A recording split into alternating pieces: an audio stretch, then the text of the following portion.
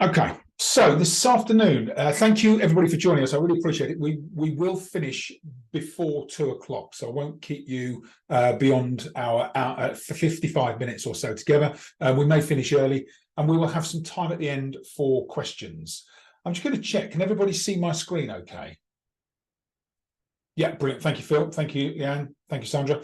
Okay, so today we're going to talk about how we can use questions as leaders in our business to help us unlock business growth. And as we go through the content, hopefully you'll start to see some of the themes and some of the connections that we join up. But it really is an opportunity today to get you thinking.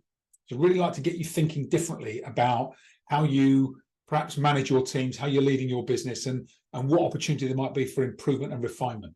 And at the end of today's session, I will ask you also to consider what changes you want to make and how you'll introduce them into your business, because that really is where the progress happens, right? So this will be a useful session, but it's most valuable for you and for your business and for your teams if you're able to take some kind of key actions away and implement them in your business. So hopefully that'll be something you can do today. So really how questions are able to give you the capability to do that. And we're gonna focus in on kind of learning how to listen. That might sound really strange, but I'll share some insights with you around listening and why it's not quite as easy as we might think. So learning how to listen, asking better quality questions of our teams and people working with us. Might not just be our team members, might be partners, might be customers, might be people that are collaborating with us, but asking better questions. And then how do we use questions as a tool for change? Because that's really going to help us and our teams to perform at a different level. Welcome those of you who are just joining us. Thank you for joining the session today. Most of you may know me. We'll be connected somehow, either through socials or through our networks. But just a bit of background. So my kind of background in sales, leadership and business goes back around 30 years. I started out in sales about 30 years ago. Then I moved quite quickly, about 3-4 years in, I moved into sales management. Then I was from sales management, I went into business leadership and managing different businesses, and then commercial leadership. And about 5 years ago, so I did that for a number of very large companies. And then about 5 years ago, I left the corporate world, kind of came into coaching and consulting and started my own business. And so my background is kind of big corporate management and then smaller business management latterly and executive coaching. And what I found throughout my career was that it's really easy for me and teams that I lead to drift off track and for negativity to set in, for us to kind of stop focusing on the fundamentals and the things that really drive business growth. And as odd as that sounds, it happens in a lot of businesses. So a lot of the work that we do today, it really is about kind of helping people go back to some of those fundamentals of high performance, thinking about positivity, getting higher engagement, and that, of course, improves results in the business and drives growth. So it's some really fundamental things that can make a big shift in the way that you're leading your teams and the results and performance that comes as an outcome of that. And we'll talk about those today. And along the way, I've written a couple of books that are interesting. So one of the books is a book for sales teams, which has been really well received. And I do a lot of work in the dental and medical space. So I had quite a few people that were kind of clinically asking, is there a book around sales for clinicians? So I wrote a next book called Inspire, Consult, Sell, which helps clinicians to sell to patients. And then more recently, this year, I launched Coaching Leaders. And a lot of the content we'll talk about today is more around coaching and leadership. But that has been really useful in terms of helping leaders to make that transition from being overly directive to starting to switch responsibility from them having to have all the answers to coaching their team, so their teams start to come up with the answers, start to take more responsibility and accountability. It's a really useful switch. So we'll talk about how we do that today. It's a big part of the questioning models will be helping us to make that transformation. And thank you, Sandra. You're in Manchester today, Smile Stylist Manchester. Thank you, Sandra. We did so anybody new to the session, you probably can't see the previous chat. I was just inviting you to share where you're dialing in from today. So if you haven't done that and you'd like to, then feel free to do so. And then, so a quick question, a quick sense check question for you. Have you, to date, have you had structured leadership development? I'd love to hear So in your experience so far, if you're leading a team or leading a business, have you had structured leadership development? So just a yes or a no in the comments or in the chat. If you've done something different, if there's a kind of halfway house and you say, well, not structured, but I've done X, Y, and Z, just drop that in the chat. I'm interested to hear your experience, because there's a lot of research and data on this in the market, which I'm going to share with you next. And I'm just interested to see if it's the same on our groups, the people that dial in for these sessions. So if you can, just a simple yes or no. Simple yes or no. Have you had structured leadership development to date? Phil, thank you. Phil has, yes. Great. Thanks, Phil. And if your experience is anything like mine, Phil, Sandra said yes as well. Thank you, Sandra. If your experience is anything like mine, it makes a real difference. Actually, that structured leadership or management development makes a real difference in your capability. And even that sometimes is useful to revisit. So hopefully some of the principles we'll talk about today will be a useful revisit for you as well. So predominant yes. Abby and Abby, good to see you. Thank you. Abby lives close to me, actually. It's in Sydney. It's in the UK, like I am. Thanks for joining us, Abby. We've got a number of different people joining us as well. Thanks, Sahar, Laura, Fatbada as well. So thank you for joining us. So okay, so we've got some people that have had some structured leadership development and perhaps some that haven't. Let me share with you this data that's quite interesting. This was a management research study that was done. And what it's found, and there's a lot of studies that have found the same or similar numbers, that as many as 61% of managers receive no training after promotion. So the thing that got them to become a manager in the first place was being a high performer. So being really good at what you do tends to set you apart from the rest of the population that you're working alongside. That tends to be recognized with a management promotion or a leadership promotion, and then 61% of the time that's not accompanied with training, and that can leave managers feeling a bit disconnected and at times perhaps not entirely clear on how they then create that leadership position for themselves in the organization and start to lead their teams effectively. And then from that cohort that are trained, 65% receive no ongoing management training. So they might have a training intervention when they're promoted, but then no ongoing management training. It can be really impactful to confidence one way or the other. So you can either struggle with it or you can really be bolstered by it if you have that training and coaching in place. So hopefully today we'll start to sow some seeds around what good leadership looks like. And I like to think about foundations of high performance and share this with you, because this is it's something I realized when I got well into my leadership career, and that is about what constitutes high performance for a lot of people. And we have to get three things in place in order for the foundations for high performance to happen. And the first is psychology, so mindset and belief in our teams, helping our teams to create the right outlook, the right attitude, the right level of positivity, so that they feel capable and confident to do great work. Okay, without that sense of confidence and capability, people will, it's strange, but they'll sabotage themselves and their own performance. So once we get the psychology right, and very often as leaders, we can be, instrumental in helping our teams to create the right mindset and confidence. Once that confidence is in place, then it's about helping them to develop the right functional skills that they need to perform in their role. But interestingly, I've been in organizations where we've done a lot of work in skills, on skills development, but we've missed the psychology element and still had people that just couldn't quite reach their full performance or potential.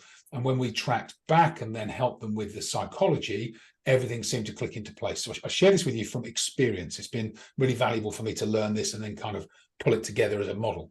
So psychology first, then skills, and you may have to revisit psychology. Sometimes people go through difficult periods in their work or in their life, and that can erode or knock confidence. So we might have to go back and help them bolster and rebuild their sense of self-esteem. But it's really important that we get that psychology right, and that from there, skill development is much more effective. And then finally, we start to think about the systems. So we give people systems in which to operate and help them with structure, with process, so that we know that they can deliver more consistent results more of the time.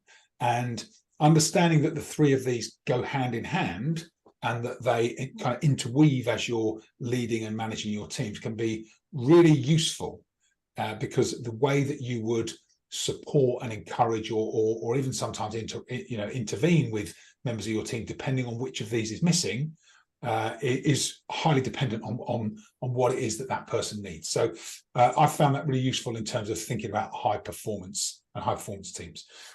So you're all leading organizations and teams. I'd love to hear right now, what are the key leadership challenges that you're dealing with or facing right now?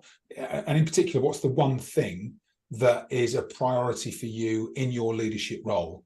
And then I'll look to try and tie that into our session today so that you get something tangible that you can use and take away. So what are the leadership challenges you're facing, or what is one leadership challenge that you'd like to kind of address as part of today's session? So if you just get a moment just to type that into the chat, what is your kind of number one leadership challenge or priority that you're working on at the moment? And then we'll look to kind of incorporate that as I work through today's content, so that I'm trying to support you as you think about priorities. So what's the one thing that you are focusing on as a leadership, either priority or a challenge? Just drop it in the chat, and then I'll make sure that we talk to that as we go through today's session. So you may be thinking about it, but it's okay. So Linda, thank you. So recruiting new patients into your dental practice. Okay, recruiting new patients to your dental practice. Okay, thank you, Linda. That's useful. We'll look at where that fits with today's session. And it may be that is something to do with your team. So how can we help your team to mobilize to encourage more patients into the practice? Okay, thank you, Linda. Appreciate that. Those of you who haven't had the chance yet, just type in the background, and I'll come back to it as we work through today's session. Okay, so leadership challenges. Okay, so I quite like this quote. If you're like me and you are in a leadership position and you find yourself with a lot of requests from your team and a lot of kind of response and reactiveness, what we find is that we inadvertently created dependency. And actually, sometimes that's a dependency, and it bolsters our self-esteem, makes us feel good about ourselves. And actually, what we want to do is reverse that and start to create independence in our teams. We'll talk about that as we go through today's session.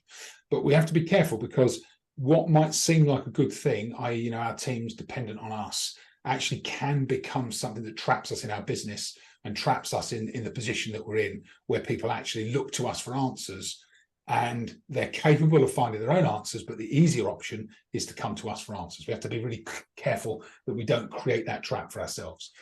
Laura says, thank you, motivating staff. So thanks, Laura, motivating your teams. Hopefully today we'll give you some insights to that. Abby, thanks, attitude of new recruits, very casual and lack ownership. Okay, thanks, Abby. That's really interesting. And I've heard that quite a few times, actually. I don't know if it's a generational thing, but it's quite an interesting phenomenon. I've heard that from quite a few clients and people attending sessions. So we'll hopefully give you something on that as well today, Abby, and for you, Laura, as well, in terms of motivating staff.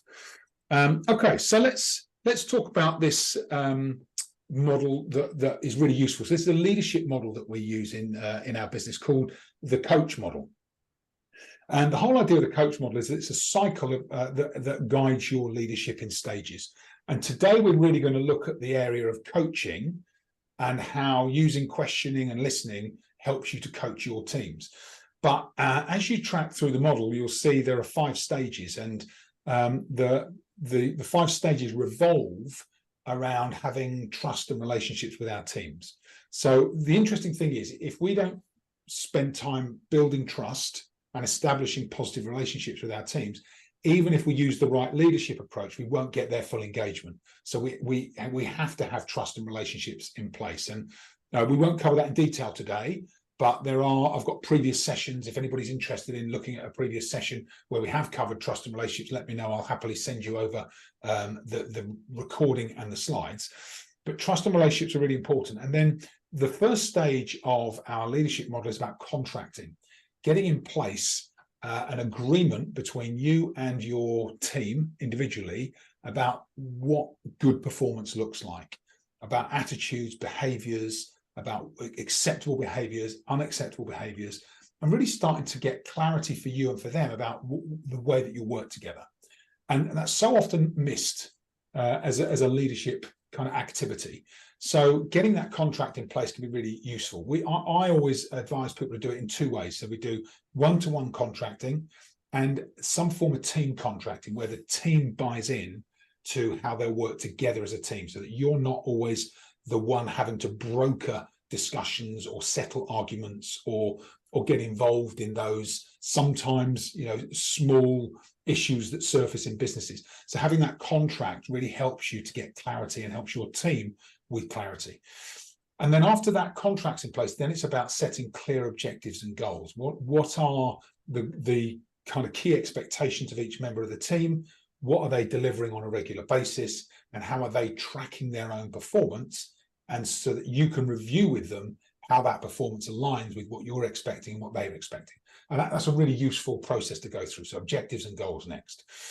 And then from there, it's about letting the team do their work, right? So how do they go about their day-to-day work, perform at a higher level, and start to kind of act in the way that we would like them to act? And our job in that part of the kind of leadership development is about observing them, spending some time with our teams, making sure that we are not necessarily watching over them all the time, but we have specific occasions where we can observe them. And it might be shadowing, it might be a specific time with them.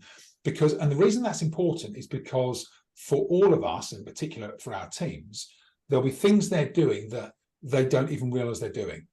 And by spending some time just observing, that gives us that kind of almost that external perspective that they're lacking. And from there, we are then able to provide some coaching, some direction, and start to learn, listen, and question in a way that's positive for them. So that's the model. That's how we work through it. And there are lots of different coaching approaches. We'll be covering more coaching topics in future sessions as well. And then finally, in this model, we talk about development and thinking about the bigger picture for our teams. The H in the model is the heroes in the making. And it's starting to get people to see a bigger picture for themselves in the business and for themselves in their role. So they start to elevate their perception, improve their confidence, and start to think about where they fit longer term within our business team. It can be really powerful as a cycle. And then we rotate it, then we continue it. So that's the process. And we're really going to focus in today on this Coach for Change piece. And what's the precursor for that is learning how to ask good questions and listen to what we're being told from our teams. So let's talk about that as a principle. So let's talk about listening first. Now, we think listening is like easy, kind of think, well, everybody should be able to listen. But interestingly, listening is not straightforward. And the number one barrier to listening, especially, and I'm talking particularly in conversations or in meetings or when we have our teams together, the number one barrier to listening, of course, is us, right? So we tend to be the problem. And the reason it's so difficult, there are some interesting stats from the International Listening Association. And the number one thing is that we speak at between 125 and 175 words per minute, okay? But we listen at closer to 450. So all of a sudden you see the disconnect. Somebody's talking at 125 to 175 words per minute. And because we can listen at 3 times that speed, we tend to want people to speed up, especially if it's in a position, if we're in a leadership position, we know the job, we know the team, we know the activities. Sometimes we just want people to improve and get on with things more quickly. And that prevents us from listening carefully. To compound it further, we think at somewhere between 2,000 and 3,000 words per minute. So all of a sudden, you can imagine, the brain's processing speed is so superior to somebody's talking speed that there's this disconnect. And what that disconnect creates is a gap where we absorb only between 17 and 25% of what we hear. So that's important because this is not only for us, this is also for our teams. So our teams are going to be going through this themselves. And what it means is if we don't focus on listening, if we don't create some clarity and space to truly listen to people, we're going to miss a lot of what's said. And that content that either our teams are sharing with us, or patients or customers are sharing with you, if that's missed, then people aren't going to feel heard and appreciated. So it's really important skill that we need to develop. And lots of stats on this one I find particularly interesting. The number one reason marriages fail, cited in divorce courts, is because one or the other partner does not feel listened to. And listening is a skill that really does take some development. So we have to focus in on it. And we think about there's this principle called active listening. I'm sure you've heard of active listening before. We're just going to talk about that a little bit. So I love this kind of mnemonic for listen. So the L is about looking interested and getting interested. I've seen this a lot of times, but literally last week I was sat in a meeting in a kind of meeting area in a hotel. And while I was talking with a client, and then the client went off to do something. And while I was kind of sitting there waiting, I was watching the room. I like to people watch. And there were a couple. It was a guy, and obviously someone that works for him. So it was a manager and his team member. They were having a business review, and the manager didn't stop fidgeting. The guy was talking through whatever his plan was or whatever, and the manager was tapping the table with his fingers. His feet were tapping. And he was making this movement with his mouth where he just wanted to continually interrupt him. And I can only imagine he was completely unaware that he was doing it. So he didn't look remotely interested in what was being said. He just looked like he was waiting to interrupt or carry on the conversation. And very often we have to control ourselves and make sure that we look interested. We look interested. We get interested in the people that we're talking to. Because even if we think we're listening, if we display any sense of impatience or disconnection, people sense it straight away. And then, of course, one of the ways to do that is to involve ourselves by responding. So when we're listening, respond to people, acknowledge, demonstrate listening. And then, of course, the S is about staying on target. It's really easy to drift off, to be distracted, to see something else going on and tune out. So we have to stay on target. The T is test your understanding. So maybe ask a few questions that are linked to what that person's talking about. So do you mean this when you say that? It's a really nice way to demonstrate that you're listening, and just check that what you've heard is understood and is correct. And then the E is evaluate the message. What is it that the other person's really trying to get across? And have you got it? Have you really understood it? And have you evaluated it correctly? And then, of course, very often if we're listening and we're asking good questions, and I'll share some examples of questions shortly, sometimes we might feel an emotional response to what someone's telling us. If we ask for feedback, for example, and someone says, well, I think, you could be doing better, or we could be doing better in this area, we might have to manage our feelings and neutralize them in the moment so that we hear the real message, and we don't hear the emotional response that we've got to that message. So really, really important that we get the active listening stages in place. And when we're actively listening, it's really important to acknowledge and repeat key words that your team or people that you're speaking to are using. What are the key words they're using? And just repeat them. You don't have to repeat everything, but repeat key words. It really does make a difference to how you demonstrate your listening. Not only does it acknowledge your listening, but it reinforces that you've truly understood what they're saying and what they need from you in that conversation. And then at the end, of course, we summarize the discussion. And that summary is really powerful, because if it's something that you start to do regularly in interactions with your teams or with customers, then over time, if that becomes something that you're regularly doing, it forces you to be more attentive. And of course, that attention that you put on someone else improves your influence. You're much more influential when you're listening attentively and actively to your teams. So listening is a really important skill. As I say, it's not natural for most of us. So something that we really need to focus in on. So I'm just going to pause. We're at 1:30, so we're kind of halfway through the session. I'm just going to pause now. We've talked about the coaching model, talked about the different stages of that model, and then we talked about listening as a skill. I'm going to talk about questioning next. But I'll just give you a moment to think about, well, what will you do about this? What do you need to do about your team interactions, maybe your customer interactions, and developing your listening skills? So just give you a moment to think about that. If you want to put them in the chat, I'd love to hear your kind of actions so far in the chat before we move on to the next stage. So key actions from the session so far. What are you thinking you might need to do? Feel free to type away. Feel free to type away. I look forward to hearing your comments. I must admit, as I was going through that, the big thing for me is really that demonstrate your listening is so important. It's so easy to just drift, and not just in work relationships, but in personal relationships as well. In fact, in personal relationships, I think it's easier to tune out than it is to tune in. So it's remembering for those, whether it's, for me, it's my wife, my daughter, my son, my parents, just making sure when they're telling me something, I'm actively listening, they see I'm listening, because otherwise I can very easily drift off. I'm better at work, but personally it can be difficult. Ian, thank you. You have to earn trust with people. Yeah, absolutely. You have to earn it. You can't assume it. I completely agree. Abby, to improve listening, listen better. Thanks, Abby. Yeah, great. Okay, so we tune into listening, right? Listening is really important, because if we are asking questions and expecting things from people, if we haven't tuned in to listen to them, we may as well not bother asking the question. So we do listening first, because we have to establish good listening practice in order for the questions to be impactful.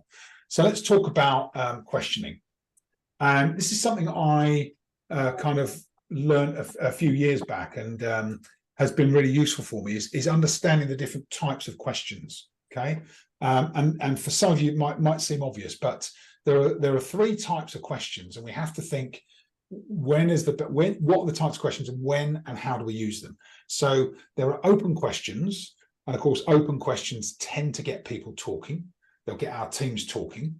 And very often when we want someone to open up and maybe share what they're feeling, maybe share some of their concerns, maybe share some ideas that they have, then open questions are the best way to do that, and particularly different types of open questions, which I'll go to shortly. But then often once we've asked an open question, we don't always get the information that we want. And I've seen this a lot in different roles that I've been in, different teams that I've led, where we'll ask an open question of somebody, we don't quite get the answer we want, and we move on. And actually what we should do in that situation is probe. So if you ask an open question, what is it that makes you kind of most satisfied at work, or what is it that energizes you at work? If somebody gives you a superficial answer, rather than just take that, you might want to say, that's interesting, can you tell me more? And that tell me more, or what else is it that's important, can really help you drill and probe into and get that person just to explore it a little more, unpack their thinking around it a little more, and not just move on to the next question. So open questions, probing questions when we want to just dig a little bit deeper. And then of course there'll be times when we're busy, people are busy, and we just need yes or no answers, and that's when we use closed questions, right? If we want commitment from someone, is this something you can do? Yes. Can you get it done by next Wednesday? Yes. Okay, great. Let's move on. So there are times when we do need that pace around a closed question, but very often we should be earlier in our conversation with people, we should be asking open questions just to get people to unpack and explore what it is they're looking for. And the easiest way to remember open questions is just to remember one of two kind of words to start the question. So what or how are perfect open question starters. And the reason we use what or how is because they're pretty objective, they're pretty neutral, and they tend to lead to a really good open question. The challenge I've seen in lots of businesses, lots of teams, is we ask closed questions without realizing it. So we'll say, are you okay? Have you had a good week? Is everything all right? And what you get with those questions is a yes or no, instead of saying, how are you? What have you been up to? And that really does open up the conversation. So sometimes we just have to watch ourselves and the questions that we're asking, because that will change the dynamic of the conversation with the person that we're dealing with. And then, of course, there's this question, an open question is the why question. And I highlight it in red because a lot of the times when we ask a why question, we may meet defensiveness from the other person. So if I say to somebody, why have you done that? They tend to get defensive and they'll defend their decision to do something. Whereas if I make that a what or a how question, how did you decide that was the best thing to do? Then you tend to find that the question or the answer that comes back from the question is much more objective. It feels less defensive or accusational. So just being careful how we ask our teams questions and what questions we ask is really important. But when we ask the why question, there are a couple of times where it can be really powerful. The first one is in reverse, and the other one is to unlock someone's passion. So in reverse, by in reverse, what I mean is to say to somebody, so why would you want to make this change? Rather than, why haven't you changed? Why is it important that you make this change? Or why would you want to make this change? That moves them in the direction that we want them to move in. And the why question can be really powerful. Or to unlock someone's passion, we might say, why is this so important to you? And if we use a why question in a positive frame, it can be really powerful with people. But if we use it in a negative frame, we can create defensiveness without even realizing it. A lot of this questioning style is inadvertent and tends to cause us problems without us realizing we've created those problems. So questions are really important. The types of questions we ask are really important. And I talked about probing earlier. And so once you've asked an open question and you've kind of got someone talking, and we want to kind of dig a bit deeper and go below the surface, there are two ways to do it. What else is important, or tell me more about that. And it just means that we get a bit more detail from the person that we're dealing with, rather than just that kind of stock answer on the surface. So probing is really simple. What else is important? Please tell me more about that. Really does help you dig below the surface. And then if you think about kind of leadership and where you are in terms of leading your teams, I'll just share, and I'll share this slide deck with you afterwards. So if you'd like a copy of these questions and the content, then you'll have that. But useful questions to ask your team. I've kind of got a bank of questions that I tend to refer to that have been really useful, and hopefully these are as useful for you. But start to talk with your teams about, what does success look like for you, and specifically for that person in front of you, because it will be slightly different for each member of your team. So what does success look like for you? What can we do to improve our team or business culture? It's a question that, again, we talked about managing emotions. You might hear something here you don't want to hear. So you might have to just manage yourself effectively if you've got feedback coming from your team that perhaps isn't aligned with what you're thinking. What's working for you, or what's working for us, if you want to include the team dynamic? What's working for you? What's holding you back? Is an interesting question, because sometimes people will have things that are holding them back, but they haven't articulated it. And what you help with this question, what you help them to do is just to process the way they're thinking. And then, depending on what comes up, I really like this. When I've often had clients kind of talk to me about a problem, and when you ask this question, what if this is actually an opportunity for you? That's a really interesting question, because it gets people to think differently. What if this is actually an opportunity for you? There's almost this presumption that they have to make a change in perspective around what the issue is and how they overcome it. And then from a leadership perspective, it can be really useful to ask for feedback on what you could be doing differently. What could I be doing differently to support the team? And that's a brave question to ask, because you will hear some feedback, I'm sure, that what isn't always welcome or aligned with what we want to hear. So it's a brave question to ask. Then I'll carry on. I've got a few more of these, and then I'll take some feedback from you. So from your team, how do you prefer to receive feedback? Which is really useful, because you will, I'm sure, if you're managing teams today, you'll know that there are times when you have to give people feedback, and it's not always easy to do that. So to ask the question, how do you prefer to receive feedback, gives you that opportunity in future. So when somebody says, well, actually, I just prefer to be told directly, which is what a lot of people will say. And then you can kind of refer back to that when you have to give someone feedback. I know you've said in the past you prefer to hear feedback directly. is there something I can share with you? And then it gives you the option to give them the feedback.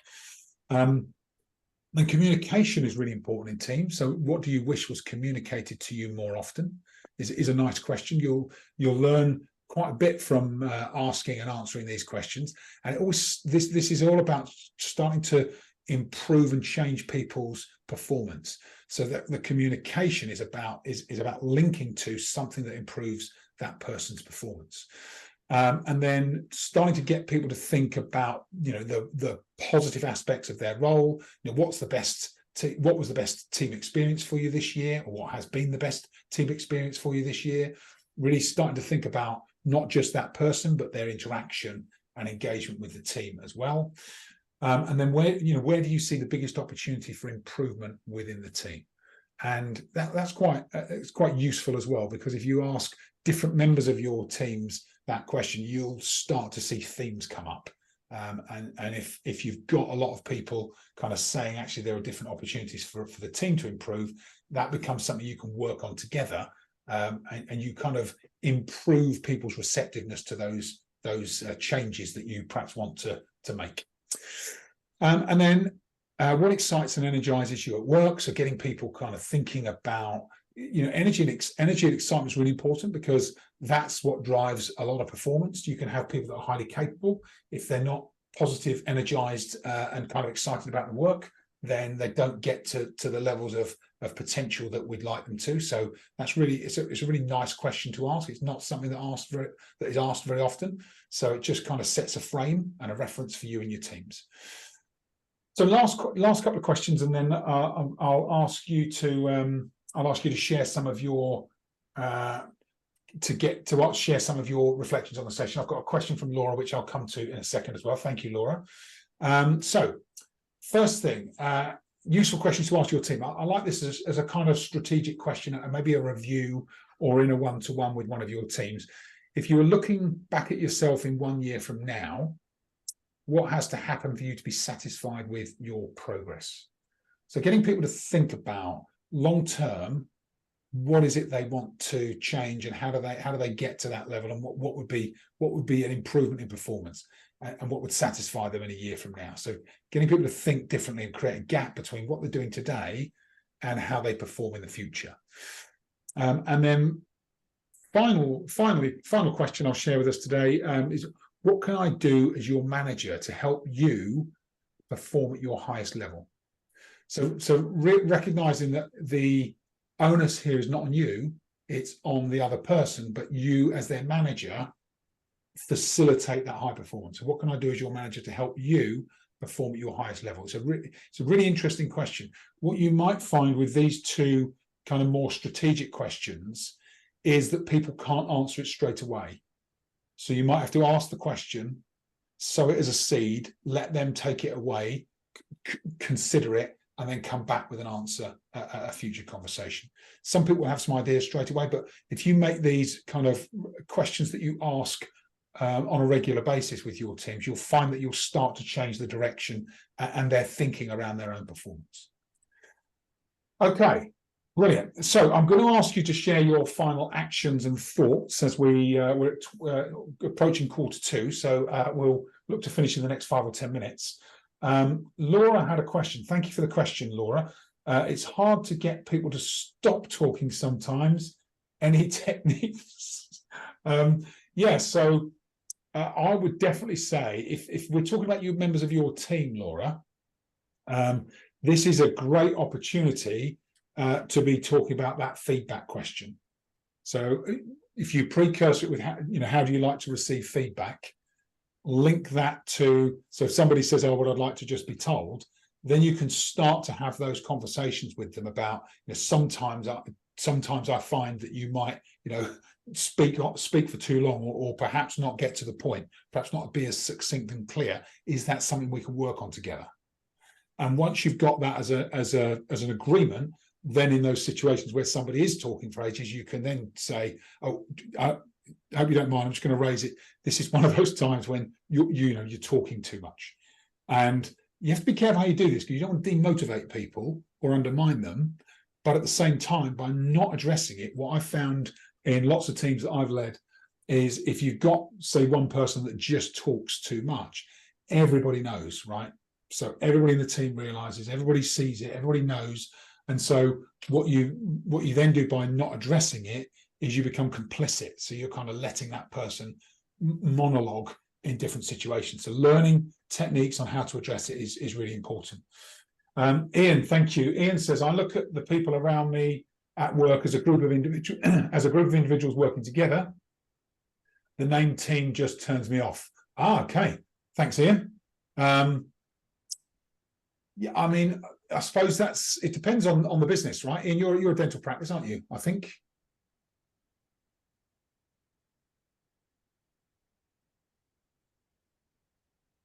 Yes, okay, you're a dental practice, yeah.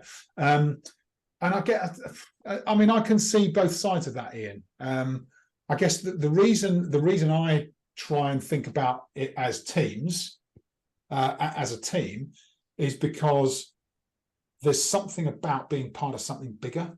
So when you have a team working together and trying to kind of consider each other, but also do the work that's important for them to do as an individual, actually you get a kind of 1 + 1 is more than 2. It tends to kind of elevate and improve performance. I also like the idea of team members also helping to hold each other accountable. So if I say I'm going to do something, or if someone says they're going to do something, it doesn't always have to be the manager or the leader that says, is that done, or picks them up on it. Team members can start to build that responsibility and accountability. And if we think of everybody in the business as individuals, in my experience, it's less likely to happen. So really, the team dynamic is important, I think, in my experience. Getting the team members to all lean into that peer accountability, holding each other, responsible, can be really valuable if you can get it right. And of course, you have to get it right. That's the challenge. And we don't get everything right every time, but it can be really useful if you can start to foster that team environment. That's just my 2 pence on it here. But you're right. You mustn't remove the uniques. Absolutely, everybody is an individual. And there's a quote by I think it was Einstein said, "There's nothing so unequal as the equal treatment of unequals." So we do have to treat everyone as individuals and have those one-to-one conversations and make sure that we understand everybody's motivations. But I think that opportunity for team collaboration and performance can also give you a next level of performance and opportunity.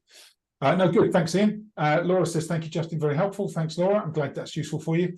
Okay, great. So thanks for joining the session today. I also wanted to share, I shared our coach model. We have this sales model that we use that's from the Inspire Influence Sell book. If you haven't had the chance to look at either of those books, I don't get a lot of money for them, honestly. I'm not promoting it, but the content is really good. The feedback I've had on the content is really, really useful. So well worth a trip to Amazon to look at either the sales book or the leadership book, depending on what your priority is right now. But the sales process that we use in the Inspire book is really useful, and as a model for people to kind of work through a structured sales cycle is really powerful. Got a lot of different business teams and sales teams using them as well. So I will just ask you now to share kind of a couple of things from today's webinar, a couple of things that you'll be looking to do within your business or within your teams, because after today's session, you will all kind of hit all the other activities, calls, team conversations, customers, all sorts of stuff's going to be going on. So just drop into the chat one thing that you are looking to make a change in as a result of today's workshop. Just one thing that you're thinking of for today, because and hopefully that helps you to kind of get that enthusiasm to do something different. Just in the box, in the chat box, if you don't mind. And while you're doing that, I would also just offer, if any of you are you've looked at today's session, you thought there's still some things I would like to work on in my business. There's still some ongoing priorities or challenges as leaders, and there always are. I'd love to offer you a one-to-one strategy session. So let me just put that over there. So the one-to-one strategy session is a 45-minute free conversation where we just talk about your business, specifically what's going on for you, maybe the challenges you're facing, maybe an area where you're just looking for a bit of external advice, or or a different perspective. It may be that you've got some things going on with your teams that you're navigating. Very often that tends to be the case. If you would like to do that, then the link here is you can see it in the chat. I'll just put it in the chat. Thanks, Abby. Abby's running to another meeting. Thanks, Abby. Good to see you. Take care. If you'd like to join me for a one-to-one, feel free to book something in my diary. And the idea of the strategy session is we kind of start with where are you now? What are your priorities? What are you working on? Where would you like to be in 12 months from now? What do you think is going to get you there? And that may, to be honest with you, just that conversation may be enough. And then part 3, if it's appropriate, is there a way that we could work together and it might help you to get there faster, as is with many of our clients that we work with. But if you'd like to do that, please feel free to book a meeting, and it will go straight into my diary, and we'll get the chance to kind of discuss specifically your situation one-to-one, if that would be useful for you. Okay, we're at 10 to the hour, and I'm conscious that most of you will have 2 o'clocks, so I'm just going to open up final session for questions. Any questions or comments or specific things that you might want to chat about in this session, and then we'll close. So any final questions from anybody from today's session?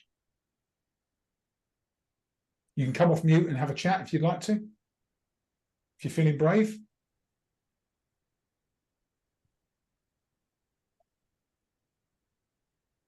Somebody must be feeling brave. Hello, Sandra. Hey, Nigel's there. Hey, Nigel. Sorry, hello, Nigel. How are you doing? I'm very well, thank you. Yourself? I'm very, very good, thank you. Very good. You're picking this young man's brains. Yeah. I'm still learning, as you can see, Nigel. I like to home in on Justin and see what's going on. Anything new I can learn, etc. Good. Thank you. Sorry, Sandra. Justin. Yeah. Hey, Nigel. Thank you. Well, Sandra and Nigel, thank you both for joining me. I really appreciate it. And everyone else as well. Thank you. So thank you, Richard. Thank you, Fatbada. Thanks, Leanne. Thanks, Viviana. Any final questions from anybody? Anybody got anything they'd like to share or ask before we close? Nigel, anything? No. I was late, so I was at a meeting, but I did want to join at 1. But I will join the next one, and I'll put it in my diary and make sure I'm clear. So I do apologise. Yeah. No problem. Thank you, Nigel. I appreciate it. Thank you for your support. I appreciate you being here. Excellent. Well, listen, if we're all done, let me just check the chat, make sure nothing else has dropped in. Thank you, Sandra. Yeah, no, sounds great. Well, listen, everybody, thank you so much for giving up your lunch hour and investing your kind of 50 minutes or so with me this lunchtime.